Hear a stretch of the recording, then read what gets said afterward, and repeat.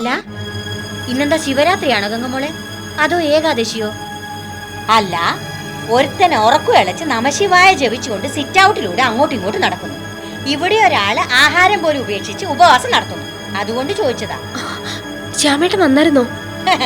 അല്ലല്ല, എങ്ങോട്ട് പോവാ? എടി കൊച്ചേ, അവൻ ഭാവി പരിപാടികൾ ചിന്തിച്ചു കൂട്ടുക. അതിനിടയിൽ നീ എന്തിനാ വെറുതെ ശല്യം ചെയ്യുന്നേ?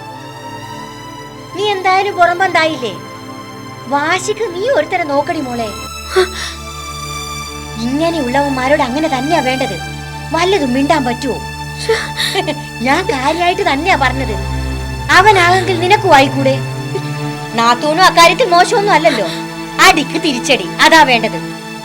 അല്ലാതെ ഇങ്ങനെ കരഞ്ഞും കൂവിയും പട്ടിണി കിടന്നിട്ടൊന്നും ഒരു കാര്യമില്ലടി കൊച്ചേ. എന്റെ ആദ്യത്തെ കെട്ടിയോനുണ്ടല്ലോ, രാം ഗോപാൽ മുഖർജി, അതായത് ഗാഥമോളുടെ പപ്പ. അങ്ങയുടെ സ്വഭാവം ഇത് തന്നെയായിരുന്നു. ഞാൻ കരഞ്ഞ് കാല് പിടിക്കാനൊന്നും പോയില്ല.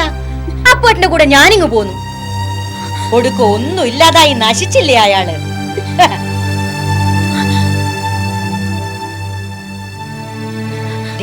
വെറ്റില്ലേലെ അമ്മയുടെ സ്ഥാനത്ത് നിന്ന് പറയുക, തോൽക്കരുത്, ഒരിക്കലും അവന്റെ മുന്നിൽ തോറ്റു കൊടുക്കരുത്.